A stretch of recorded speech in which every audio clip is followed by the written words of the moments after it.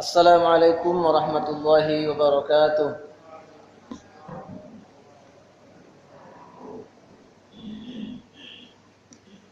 Alhamdulillahi rabbil alamin wal 'aqibatu lil muttaqin wa la 'udwana illa 'alal zalimin wa azka shalawatullahi wa taslimatihi ala khairi khalqihi sayyidil anbiya'i wal mursalin wa ala alihi wa sahbihi wa azwajihi wa dzurriyyatihi wa ansarihi wa junudihi man da'a bi da'watihi wastanna bi sunnatihi waqtafa asarahu wa salaka nahjahu ila yaumiddin wa ba'd ya ayyuhallazina amanu taqullaha haqqa tuqatih wa la tamutunna illa wa antum muslimun.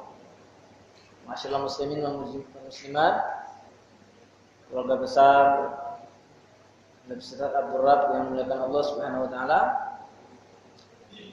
Pagi ini kita lanjutkan kajian kita tentang Asyratus Sa'ah atau Alamatus Sa'ah, dan pada pagi ini kita akan berbicara spesifik tentang 3 buah tanda yang juga disebutkan secara spesifik oleh Rasulullah dalam sebuah hadis sahih riwayat Imam Abu Dawud, Ahmad, Al-Hakim, disepakati oleh Imam Az-Zahabi dan Imam ahli hadis kontemporer yaitu Syekh Al-Albani.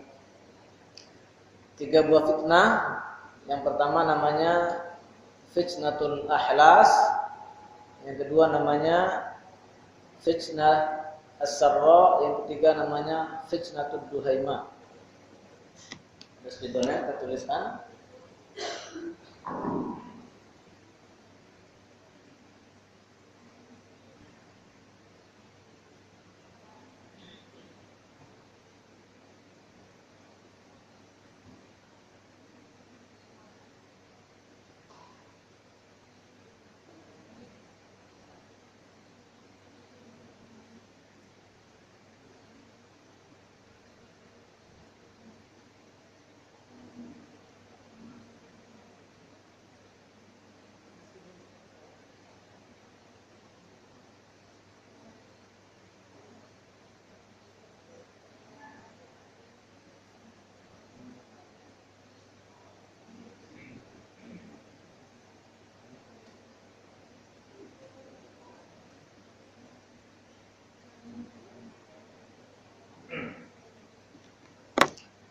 Fitnatul ahlas, fitnatul as-sarra, dan fitnah ad-duhaimah.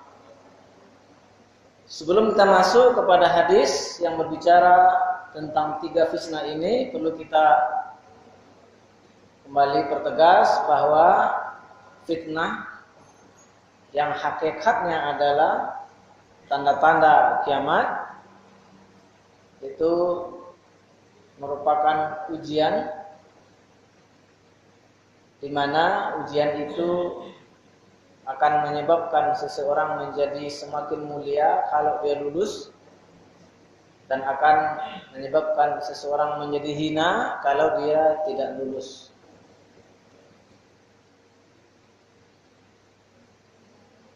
Dalam sebuah hadis yang lain, riwayat Imam Muslim dari sahabat Hudzaifah Al-Yaman, Nabi mengatakan bahwa fitnah itu dihadapkan kepada hati manusia, akan dianyamnya sehelai demi sehelai.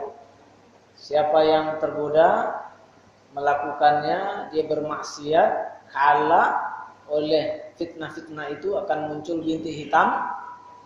Barang siapa yang dengan mantap menghindarinya akan muncul bintik putih. Jadi setiap fitnah-fitnah akhir zaman itu begitu aja. Umpamanya kita sebutkan di antara ciri atau di antara tanda-tanda kiamat itu adalah banyak manusia tidak peduli sumber rezekinya, apakah dari yang halal atau dari yang haram. Itu adalah fitnah. Maka barang siapa yang memang tidak peduli mengambil rezeki dari yang haram, apa yang terjadi? Bintik hitam. Tetapi barang siapa yang peduli, maka apa yang terjadi? Bintik putih. Jadi begitu semuanya. Nah, nanti kita akan semakin jelas setelah kita jelaskan nanti fitnah Duhaimah.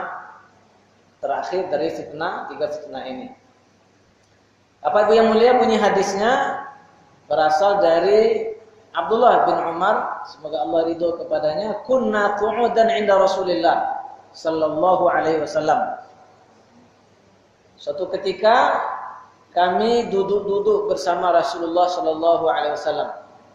Dan kalau para sahabat duduk-duduk bersama Nabi, maka dipastikan itu majelis ilmu. Itu adalah majelis zikir. Kalau udah sering duduk-duduk, nah itu seringnya majelis ijal, indak jale. Entah apa yang dibicarakan. Fazakarul fitan. Maka Nabi menyebutkan berbagai macam fitnah. Wa aksara min zikriha. Nabi menyebutkan banyak sekali macamnya.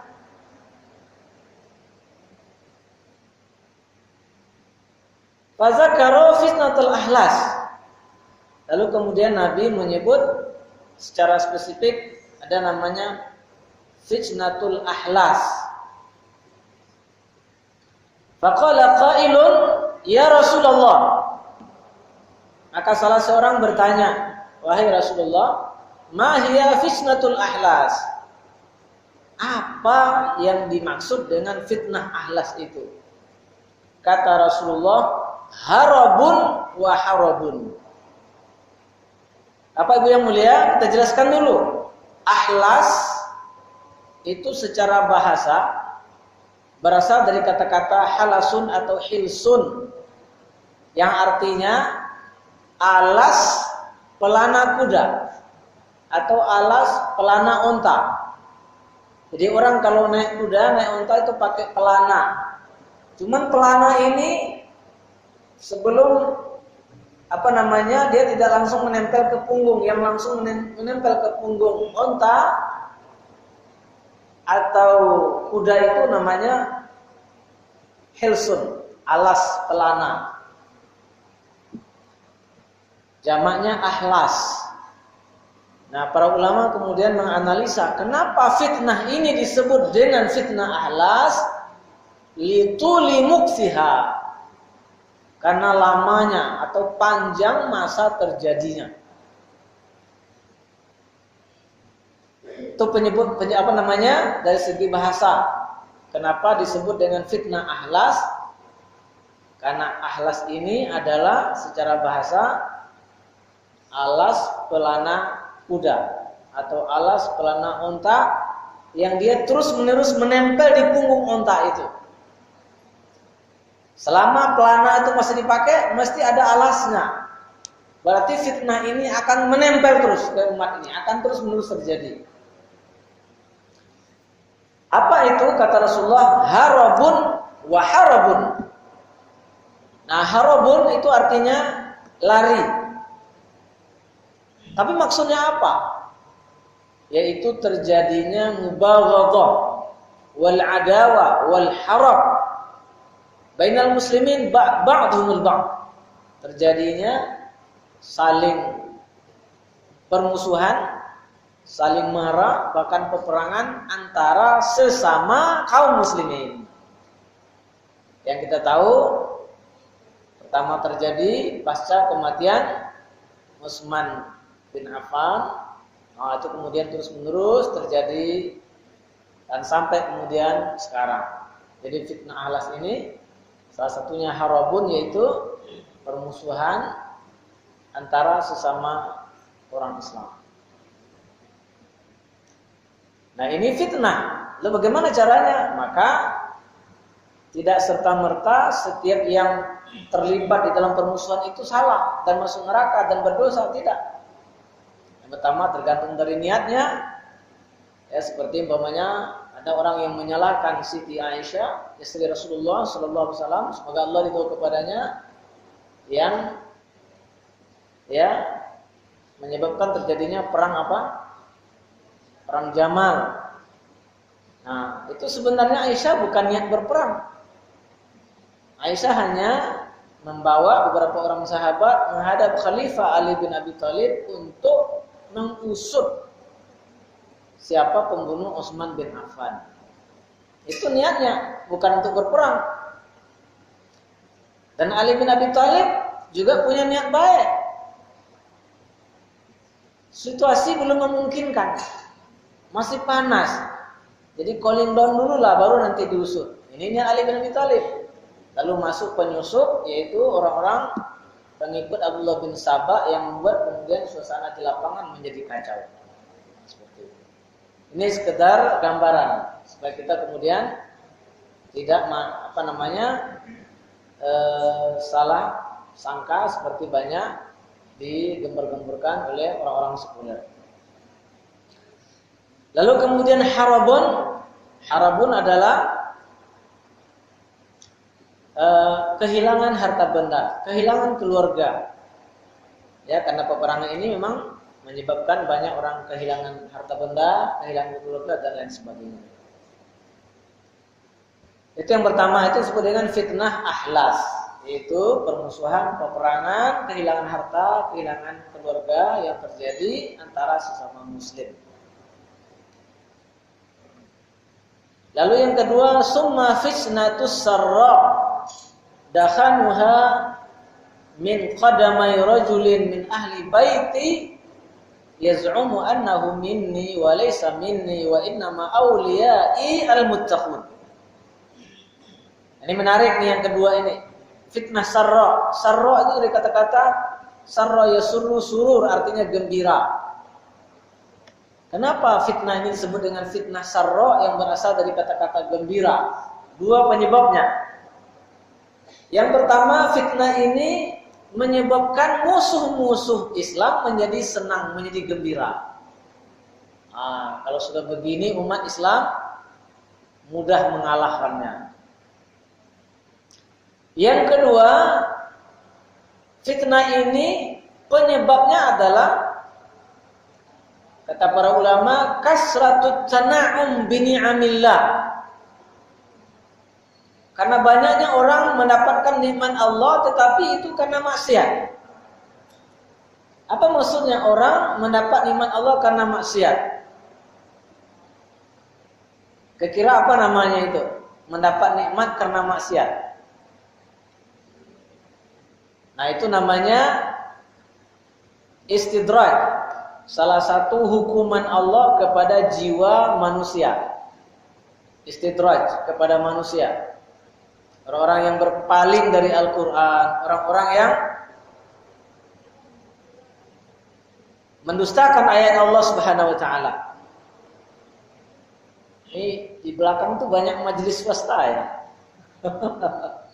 Terganggu saya, Mbak ya. Ini majelis ilmu, sebaiknya kalau ada yang bicarakan yang lain-lain di luar aja. Maaf ya. Terganggu saya. Ya. Astagfirullahaladzim. Jadi ini taman surga, majelis ilmu itu taman surga. Tidak selayaknya kemudian kita menyepelekannya dengan membicarakan hal-hal lain ya. Tentang warna jilbab, kalung emas, itu nanti bisa tempatnya lain kan? Panggil pula kan nanti ya. Baik, maaf ya. Baik, bagaimana tadi? Istidraj. Istidraj itu adalah hukuman Allah dengan cara memberi nikmat harta. Ya. Orang kalau mendustakan ayat Allah, berpaling dari ayat-ayat Allah seperti disebutkan dalam beberapa surah. Umpamanya di dalam surah Al-Qalam. Zarni wa may yukazzibu bihadzal hadis sanastadrijuhum min haitsu la ya'lamun wa umli lahum inna kaydi matin. Dalam ayat innal ladzina kazzabu biayatina dalam surah Al-A'raf. Innal ladzina kazzabu biayatina sanastadrijuhum min haitsu la ya'lamun wa umli lahum inna kaydi matin. Zarni, ini kata Allah, biarkan saya yang mengurus mayyukazzibu bihadzal hadis, orang yang mendustakan hadis. Hadis ini maksudnya adalah Al-Qur'an atau pembicaraan tentang akhirat. Ini kalau kita tengok bahasa Allah itu sangat marah.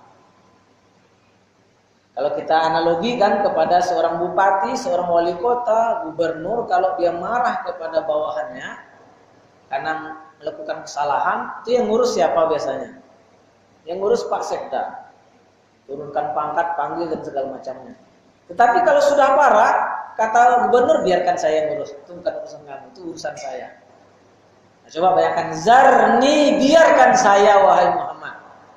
Wal mukazzibina bihadzal hadis. Dan orang-orang yang mendustakan Al-Qur'an. Lalu kemudian sanastadrijuhum min haitsu la ya'lamun. Kami akan beri istidraj mereka sementara mereka tidak sadar. Yang kedua ditambah lagi wa umli lahum inna kaidi matin. Kalau istidraj diberi harta banyak-banyak supaya makin lupa, supaya semakin lalai, supaya semakin sombong. Sehingga kata Rasulullah, "Idza ra'aitumullaha yu'ti ahadan 'ala ma'asihi fa'lamu innahu istidraj." Kalau kamu lihat ada orang yang diberi oleh Allah banyak harta sementara dia bermaksiat, maka itu bukan pemberian karena Allah sayang, itu pemberian karena Allah marah. Makanya kita tidak boleh mudah membelalak di muka kekayaan orang-orang kaya. La ta'du 'ainaka anhum zahratal hayatid dunya zalika linaftinahum fi. Jangan kamu menganga di depan orang yang nampak mobil sangat mewah, nampak rumah sangat mewah. Jangan, tak boleh menganga seperti itu. Kenapa? Karena jangan-jangan itu pemberian Allah itu bukan karena Allah sayang, itu azab dari Allah. Penjelasan lebih jelas dijelaskan oleh Imam As-Sa'di supaya orang itu maksimal mendapatkan azab Allah nanti di akhirat. Maka dunia diberi, itu namanya istidraj. Ya, nah maka na'udzubillah, ini azab yang sangat dahsyat. Karena orang itu biasanya tujuan istidraj itu makin jauh, makin lupa, makin sombong, sampai kepada orang seperti tak butuh Allah, orang seperti tak butuh manusia, dibuat rumah tinggi-tinggi, dipagar pakai satpam 20, rumahnya pakai remote, tak pernah nampak dia oleh tetangganya, ya, masuk keluar seperti itu, tak pernah nampak oleh tetangganya. Karena dia pikir, untuk apa guna tetangga saya yang rumahnya kontrak-kontrak di pinggir saya ini? Saya kalau sakit, saya bisa sewa dokter, saya bisa terbang ke Singapura, kemana saja seperti itu. Ada orang yang memang seperti itu. Na'udzubillah, ini istidraj, ya. Nah, lalu wa umli lahum. Umli ini imla. Imla itu tengok anak-anak melayang-layang, selagi masih ada benangnya dilepas terus. Itu namanya imla. Nah, ayo, silakanlah. Silakanlah kata Allah. Nah, silakanlah. Mau nyalon silakan segala macam. Tapi itu imla. Baik. Kalau yang ayat yang surah Al-Alaq itu sesungguhnya orang-orang yang kafir kepada ayat kami, maka kami akan istidraj dan juga akan imla. Nah, maka salah satu azab Allah itu bentuknya adalah orang diberi nikmat harta yang melimpah, tapi dia bermaksiat kepada Allah, tapi dia tidak mau rukuk dan sujud, tidak mau patuh kepada hukum Allah Subhanahu wa taala. Itu secara umum, tapi ada yang spesifik. Kata Rasulullah, fitnah sarra yang spesifik itu dakhanuha, asapnya min tahti qadamai rajulin min ahli baiti. Itu muncul dari dua kaki salah seseorang dari ahli baitku. Ahli bait Rasulullah. Jadi secara nasab dia keturunan Rasulullah. Yaz'umu annahu minni wa laysa minni. Dia mengira dia itu bagian dariku padahal tidak. Apa yang tidak diakui oleh Rasulullah itu perilaku dan iktifatnya. Sedangkan nasabnya diakui oleh Rasulullah. Jadi tidak semua ahli bait Rasulullah itu orang baik dari ayat ini. Sama dengan ketika Nabi Nuh bermohon kepada Allah supaya menangguhkan atau tidak mengazab keluarganya. Apa kata Nabi Nuh? Innahu min ahli. Ya Allah, dia keluargaku. Apa kata Allah? Innahu laisa min ahlika, innahu amalun ghairu shalih. Dia bukan keluargamu karena dia perbuatannya tidak baik. Jadi walaupun anak kandungnya Kanaan itu atau istrinya, tapi kenapa buat tidak baik, kata Allah, itu bukan keluargamu. Nah, seperti itu. Karena kata Allah, innama auliyai, sesungguhnya pengikutku, orang yang cinta kepadaku adalah orang-orang yang bertakwa. Jadi belum tentu orang yang nasabnya dekat kepada Rasul itu hakikatnya lebih dekat kepada Rasul, karena ukurannya adalah ketakwaan. Nah, bahagia ada yang menarik. Nabi tidak menyebutkan siapa yang keluarga Rasulullah keturunan Rasulullah yang dari kakinya muncul asap fitnah sarra ini, atau dia yang penyebabnya. Dan para ulama dahulu, para pensyarah hadis juga tidak mau menyebutkan siapa orangnya. Tetapi di zaman modern ini ada seseorang yang mendekati, maka barangkali ini, yaitu Saddam Hussein. Bagaimana ceritanya? Saddam Hussein itu konon silsilahnya adalah keluarga Rasulullah SAW. Dia sangat mewah hidupnya karena dia presiden di salah satu negara yang sangat banyak minyaknya, yaitu Irak. Luar biasa kekayaan Saddam Hussein, luar biasa dahulunya kekayaan orang-orang Irak. Tetapi dia tidak puas dengan kekayaan itu. Dia invasi Kuwait yang banyak juga minyaknya, ingin jadikan provinsi yang sekian. Negara-negara Teluk merasa terancam karena rudal sekatnya itu jatuh di mana-mana. Maka Saudi dan negara-negara Teluk minta bantuan ke Amerika. Nah, di sini mulai fitnah itu. Karena ulama-ulama Saudi banyak yang tidak mau, tidak usah tentara-tentara kafir itu. Tetapi kemudian mereka tetap ngotot, datanglah kemudian Amerika. Maka banyak dahulunya ulama-ulama Saudi itu dipenjara gara-gara tidak setuju dengan kebijakan pemerintahnya yang mengundang Amerika. Lalu kemudian dibombardirlah Irak, juga kemudian pengkhianatan orang Syiah. Lalu kemudian jatuhlah Saddam Hussein. Ratusan ribu korbannya. Cuman apakah selesai masalahnya? Tidak. Lalu muncul pemimpin baru namanya Nuri al-Maliki, ya, yang sekarang diganti oleh Al-Abadi. Dua-duanya orang Syiah. Nah, mari kita tengok ujung ayat itu. Summa yastalihuna ala rajulin kawarakin ala dhila. Masyaallah, ini hadis Nabi luar biasa. Lalu kemudian mereka sepakat untuk berbaiat atau menunjuk seorang pemimpin, tetapi dia ini sebenarnya tidak profesional, dia tidak cakap. Laisa ahlan lil wilayah, kata para ulama. Dia sebenarnya tidak cakap. Maka diibaratkan oleh Rasulullah seperti panggul yang bertemu dengan rusuk. Di sini orang-orang yang ngerti anatomi. Panggul itu sebenarnya nyangkutnya di mana? Ayo Pak Dokter belum ya?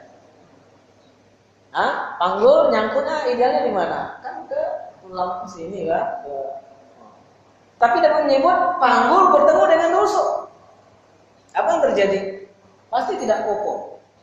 Nah nih, jadi dia orang yang tidak cakap, akhirnya menjadi pemimpin, negaranya tidak stabil. Nah, dan itu betul-betul terjadi di zaman Nuri al-Maliki itu, masya Allah. Juga sampai sekarang itu, Irak itu tidak stabil. Muncul potensi-potensi konflik sektarian yang lama itu muncul milisi-milisi sipil dari kalangan Syiah, suku-suku dan segala macamnya. Dan ini tentu tidak bisa kita pastikan, tapi begitulah analisa sebagian orang yang fitnah sarra ini, ya, yang dikatakan muncul dari salah satu keturunan Rasulullah, barangkali Saddam Hussein. Wallahu a'lam bishawab. Tapi kita mungkin itulah barangkali contohnya. Mungkin akan ada lagi yang lain. Baik, nah lalu kemudian yang paling berdahsyat itu adalah summa fitnatud duhaima. Kemudian fitnah duhaima. Nah, duhaima ini dari kata-kata dahmun atau dahma yang artinya gelap gulita. Duhaima itu secara bahasa Arab itu litaswir. Litaswir itu justru tujuan untuk takzim. Taswir ini begini. Bahrun itu artinya laut. Buhaira, nah itu artinya danau. Tiflun artinya anak kecil, tufail kekanak-kanakan. Rajul itu seorang lelaki, rujail ya pokoknya mengecilkan maknanya. Tetapi dalam hal ini untuk takzim, Nabi ingin menggambarkan dahsyatnya fitnah ini, lalu ditaswir dari dahma menjadi duhaima. Nah, bagaimana fitnah ini? La yada'u ahadan min hadhil ummah illa latamathu. Tak satu pun umat ini kecuali akan ditampar oleh fitnah ini. Latamat itu artinya latamat, menampar. Jadi muka setiap umat ini akan ditampar. Fa iza qila khadab tamadan. Kalau dikatakan ini mungkin sudah berhenti ini, enggak, dia buat semakin panjang.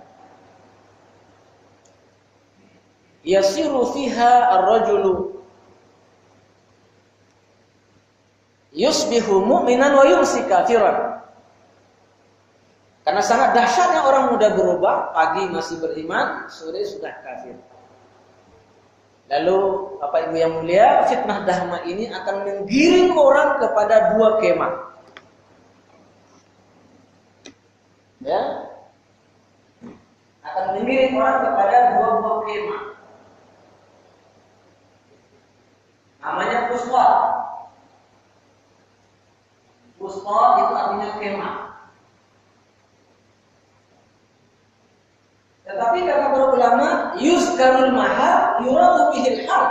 Disebut tempat yang dimaksud adalah kondisi. Kemah itu kan tempat, tetapi bukan kemah itu maksudnya, kondisi. Apa kata Nabi? Hatta yasuran nas ila pustataini. Fitnah dahma ini akan menggiring orang menuju dua buah kemah. Dua buah kondisi, dua macam keadaan. Yang pertama, ya, pusat iman la nifaqah fihi. Yang kedua, pusat nifaq la iman fihi. Fitnah dahma ini lama, dahsyat, kena semua orang. Nah, cuman akan menggiring orang kepada dua kondisi. Yang pertama, kemah keimanan tidak ada nifaq. Jadi orang sadar, Pak, ini kita ini sudah di akhir zaman, ini tidak bisa main-main ini. Nah, akhirnya dia bersungguh-sungguh belajar, dia bersungguh-sungguh mencari kawan yang baik, dia bersungguh-sungguh tinggal di ilmu yang baik, dia bersungguh-sungguh menghafal Al-Quran, mempelajari hadis, mengamalkannya. Akhirnya apa yang terjadi? Harap-harap yang ada di jiwanya makin hilang. Allah pun makin sayang samanya, makin ditunjuki jiwanya itu. Afaman syarah Allahu sadrahu lil Islam, fa huwa 'ala nurin min rabbih. Semakin diberi oleh Allah cahaya, semakin terang jalannya, semakin tahu dia. Nah, inilah orang yang akan tergiring kepada kemah keimanan, di mana tidak ada sedikit pun kemunafikan di jiwanya. Kita berdoa kepada Allah semoga kita termasuk golongan yang ini. Yang kedua, orang akan tergiring kepada pusat nifaq. Ya, nah, fitnah yang dahsyat ini kemudian membuat orang makin lalai, makin suka maksiat, makin fobi dengan Islam, makin gak suka ngaji, ya, makin hubbud dunia, makin gak mau sholat. Akhirnya cahaya yang barangkali ada di jiwanya makin hilang. Yang banyak bintik-bintik hitam lama-lama tertutup. Ya, maka tergiring dia kepada kemah kemunafikan yang di sana tidak ada keimanan dan na'udzubillah, semoga Allah tidak memasukkan kita ke dalam kelompok. Dan demi Allah, kalau kita berkaca dan dalam kondisi sekarang ini betul-betul sudah terjadi. Coba kita lihat sekarang. Ada orang-orang Islam ini yang lebih bersungguh-sungguh, yang lebih taat, yang lebih alim, yang lebih Masya Allah. Dulu mana ada orang pakai cadar-cadar, dulu mana ada orang menjaga sunnah, dulu mana ada anak-anak yang orang tuanya peduli dengan anaknya, masuk sekolah agama, menghafal Quran. Tidak ada kan? Sekarang ada. Mudah-mudahan ini cikal bakal orang-orang yang tergiring kepada keimanan. Tapi di satu sisi juga maksiat sekarang mulai berlebihan. Anak SMP udah mulai zina, setiap hari Masya Allah segala macam. Orang tua juga banyak yang memang setiap sorenya menganga di depan televisi, ya. Segala macamnya itu, ya, semakin Masya Allah. Ya, inilah yang kita lihat, fitnah dahma. Apa yang fitnah dahma ini? Para ulama dulu tidak menyebutkannya apa, kecuali juga ulama-ulama kontemporer. Nah, apa yang berbahagia kata para ulama, yang fitnatul ahlas dan sarra itu sudah terjadi. Sedangkan fitnah dahma ini sedang terjadi. Karena ujung fitnah dahma ini adalah fa iza kana zakum fantazirud dajjal min yaumihi aw min ghaddihi. Kalau sudah muncul orang betul-betul sudah terbelah, munafik. Ini ceritanya orang Islam ini, bukan orang-orang kafir. Orang Islam itu terdorong menjadi para munafik, terdorong kepada menjadi mukmin yang sebenarnya. Nah, kalau sudah demikian, maka tunggulah pada hari-hari itu kemunculan Dajjal atau besoknya, kata Rasulullah sallallahu alaihi wasallam. Nah, fitnah damai ini berarti adalah fitnah yang akan membuat manusia itu terkondisikan satu kelompok layak menjadi pengikut Imam Al-Mahdi di akhir zaman dan Nabi Isa alaihissalam. Yang kedua adalah satu kelompok yang akan tertipu dan mempertuhankan Dajjal di akhir zaman. Nah, sekali lagi, apa itu fitnah dahma? Para ulama dulu tidak menyebutkannya. Saya coba-coba mencari, karena di tulisan-tulisan kontemporer itu banyaknya di internet. Ada yang mengatakan begini, salah seorang ulama namanya Ibnu Mahmud, saya nggak tahu dia orang mana, dia mengatakan yang disebut dengan fitnah dahma ini barangkali adalah Ar-Rabi' Al-Arabi, As-Saurat Al-Arabiyah, yaitu musim semi Arab atau revolusi yang terjadi di dunia Arab yang bermula dari Tunisia, kemudian menjalar ke Mesir, menjalar ke Libya, menjalar ke Yaman, menjalar ke Syria dan sebagainya. Nah, di mana dalam revolusi ini para rezim-rezim diktator itu jatuh. Qaddafi jatuh, Hosni Mubarak jatuh, Ben Ali jatuh, Qaddafi Libya, Mubarak Mesir, Ben Ali Tunisia, siapa lagi, Ali Abdullah Saleh Yaman jatuh. Nah, ini menarik juga kalau kita kaitkan dengan hadis tentang kepemimpinan umat yang pernah saya sampaikan bahwa umat ini akan melalui 5 periode kepemimpinan. Pertama, Ahdun Nubuwah di masa kenabian yang cuma 23 tahun. Kemudian khilafah ala manhajin nubuwah, ini 4 orang khulafaur rasyidin. Ada yang menambahkan 5. Yang kelimanya adalah Abdullah bin Umar ibn Aziz, Umar ibn Al-Aziz, karena dia merubah ya menjadi sistem khilafah ala manhajin nubuwah lagi. Yang ketiga adalah mulkan Abzan, raja-raja menggigit. Itulah dia dinasti-dinasti, dimulai dari dinasti Umayyah di Timur Tengah, dinasti Umayyah yang ada di Eropa, dinasti Abbasiyah, dinasti Saljuk, Fatimiyah dan segala macamnya. Berakhirnya adalah dinasti Utsmaniyah, yaitu Turki Utsmani yang runtuh di awal abad 20. Lalu kemudian yang ketiga masuk kepada Mulkan Jabrian, raja-raja menggigit. Di begitu dinasti Turki Utsmani runtuh, maka orang-orang Barat Yahudi sudah mempersiapkan boneka-boneka, pemimpin-pemimpin boneka yang mereka adalah ditopang oleh Amerika, oleh Israel, oleh Inggris, oleh Prancis dengan duit, dengan dana, dengan senjata, dengan pelatihan militer dan seterusnya itu. Itulah dia diktator di Timur Tengah itu. Nah, sekarang ketika musim semi Arab itu diktator ini kemudian pada bertumbangan. Nah, di mana kaitannya dengan diktator dahma ini? Yang membela orang kepada kemah keimanan atau kepada kemah kemunafikan. Di mana begitu runtuhnya para diktator ini muncul orang-orang yang dengan ikhlas menginginkan supaya sistem pemerintahan, hukum positif yang dilakukan negara itu adalah yang sesuai dengan Al-Quran dan Sunnah. Muncullah para aktivisnya, muncullah para pejuangnya yang dengan damai ingin melakukan hal itu. Tetapi kemudian ditantang. Siapa yang menantangnya? Yang menantang yang pertama adalah orang-orang Islam sendiri. Itu polanya terjadi di mana-mana di seluruh dunia Islam itu. Orang-orang Islam sendiri yang menantangnya, mereka-mereka yang liberal, mereka-mereka yang pikirannya Almani, liberal, terjemahan Ilmani Ustaz? Ilmaniyun. Insyaallah. Ya. Apa yang terjadi? Mereka bukan hanya menghalangi tegaknya hukum-hukum Allah itu, tapi juga kemudian bekerja sama dengan musuh-musuh yang lain, membuat makar, membuat fitnah. Ya. Maka mereka menghendaki supaya tidak terjadi hukum Islam itu tegak. Lalu kemudian mereka membuat fitnah, membuat makar, dituduhlah teroris, maka ada yang dibunuh, ada yang dipenjara, segala macamnya itu. Lalu apa hubungannya?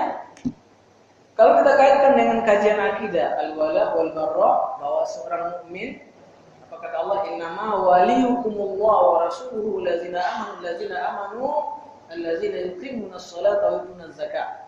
Wali kalian yang kalian harus mencintainya, membelanya, loyal dan cenderung kepadanya adalah Allah.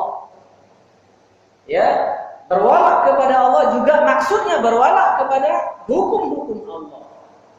Juga mencintai apa yang dicintai oleh Allah, menyukai apa yang disenangi oleh Allah, dan membenci apa yang dibenci oleh Allah. Itu yang disebut dengan wala kepada Allah.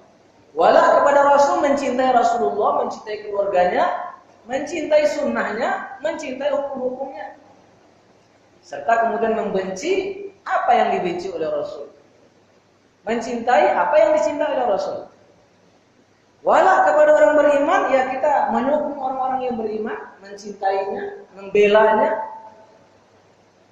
Sementara lawannya adalah al-bara, berlepas diri dari musuh-musuh Allah, dari syaitan, dari tauhid, dan dari orang-orang yang dibenci oleh Allah, dibenci oleh Rasulnya, seperti itu. Dan itu hukumnya wajib. Ayat tentang al-wala wal bara ini sangat banyak di dalam Al-Quran. Ya, sangat banyak dari Al-Quran. Bahkan Nabi mengatakan wala wal bara itu adalah aqwa uratil Islam. Dia adalah tali Islam yang paling kuat. Kalau itu sudah terlepas, Islamnya akan lemah. Coba sekarang di Jakarta, masa mereka berjilbab, mau teman akok. Ini mana walanya? Orang kafir, Pak. Seperti itu. Tapi itu terjadi. Berarti ini sudah terputus, sudah lemah. Padahal Nabi mengatakan itu harusnya menjadi aqwa uratil Islam. Wala wal bara itu tali Islam yang paling kuat, yang mengikat di antara umatnya. Coba bayangkan kalau umat Islam Indonesia ini mengerti ini, nggak akan berputih itu calon-calon yang tidak jelas itu. Tapi apa yang terjadi? Ini yang sudah lemah. Nah, sekarang orang-orang sekuler ini membenci hukum Allah, membenci orang yang suka hukum Allah tegak, bahkan mereka membunuhnya dengan langsung ataupun tidak langsung. Masya Allah. Jadi mereka barok kepada Allah, barok kepada Rasul, barok kepada orang-orang Islam, barok kepada hukum Allah, wala kepada musuh-musuh Allah. Nah, maka ini walaupun belum menyeluruh terjadi, tetapi kalau di Timur Tengah itu seperti itu. Kalau kita lihat media, Masya Allah, pendukung syariah dan pendukung liberalisme ini berhantam, Masya Allah, sampai luar biasa sekali. Terutama di Mesir, Libya. Di Libya itu ada seorang jenderal yang didepak dulu oleh Qaddafi, dia pergi bertahun belasan tahun di Amerika, kemudian pulang lagi. Dia mengatakan seluruh kelompok Islam yang ada di Libya itu teroris. Namanya Khalifah Haftar. Khalifah Haftar ini pensiunan. Sekarang dia membuat milisi banyak senjata. Dari mana dia dapat senjata? Dia punya pesawat tempur, Masya Allah. Punya tank, punya rudal segala macam. Dia orang Islam. Orang Libya asli Islam. Tapi menghalangi proyek kebangkitan Islam dan memusuhi aktivis Islam yang ada di Libya. Ini mana wala, mana bara ini? Nauzubillah.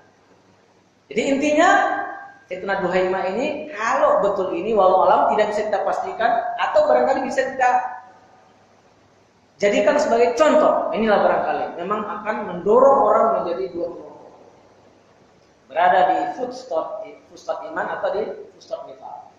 Ada lagi ulama yang mengatakan yang disebut dengan fitnah Duhaimah itu adalah kemajuan teknologi komunikasi. Memang salah satu hadis Nabi di akhir zaman itu tidak ada satu rumah orang Arab pun kecuali akan dimasuki oleh fitnah. Televisi katanya. Allah alam bisawab. Ini kan terjemahan waqi' ya seperti itu. Nah, memang kemajuan teknologi informasi ini memang juga membelah orang. Ada orang yang dengan itu, Masya Allah, saya tak pernah bertemu dengan Syekh Muhammad Hasan, tapi di YouTube saya nonton dia tiap hari. Saya tak bertemu dengan Syekh Uraifi, tapi saya bisa bertemu dengannya di TV, di YouTube. Saya tak bertemu dengan Syekh Qardawi, saya bertemu dengannya. Saya tak bertemu Syekh Utsaimin, tapi saya bisa bertemu dengan ceramah-ceramahnya, dengan tulisan-tulisannya. Akhirnya dimanfaatkan. Tambah imannya, bertambah ilmunya, bertambah taatnya, bertambah takwanya. Tapi ada orang yang semua alat komunikasi yang dia miliki gunanya untuk hura-hura, bahkan untuk maksiat. Game, ya, nonton tukul, Ayu Ting Ting itu aja. Yang dikoleksinya penuh tuh, entah berapa megabit isinya film-film yang cuma seperti itu. Ya, akhirnya dia makin lalai, makin berpaling dari zikir, dari sholat, dari majelis ilmu. Nah, kan bisa juga kan? Ini juga akan membela orang. Tapi apapun, ya, yang penting bahwa kita pasti akan menghadapi fitnah duhaimah ini. Maka tidak ada jalan lain kecuali kita meningkatkan kesungguh-sungguhan kita. Salah satunya kesungguhan itu adalah bersungguh-sungguh menuntut ilmu. Ya, nah maka menuntut ilmu itu Masya Allah. Apalagi ilmu yang terkait dengan Al-Quran itu adalah jihad kabir. Wala tuti'il kafirina wajahilhum bihi jihadan kabira. Jangan kamu ikut orang kafir, ikut gaya, ikut akidahnya, ikut ibadahnya, ikut akhlaknya, ikut cara segala macamnya itu. Tapi lawan mereka. Berjihad melawan orang kafir itu dengan jihad yang besar. Jihad yang besar itu kata Ibnu Abbas, orang yang paling ngerti Al-Quran adalah dengan Al-Quran. Maka mempelajari Al-Quran adalah jihad. Majlis Al-Quran adalah majlis yang sangat mulia. Ya, karena Al-Quran salah satu namanya adalah Nur. Qad ja'akum min rabbikum nurun wa kitabun mubin. Ya, ini fitnah ini sangat gelap. Maka kita butuh cahaya ilmu, cahaya Al-Quran, cahaya sunnah. Maka barang siapa yang di akhir zaman ini main-main, lalai, dia pasti tergilas dan akan tergiring ke kemah kemunafikan. Siapa yang bersungguh-sungguh, Allah akan bantu dia untuk tergiring kepada kemah keimanan. Demikian saja barangkali. Mohon maaf, ada beberapa hal yang ingin kita tanyakan di Islam.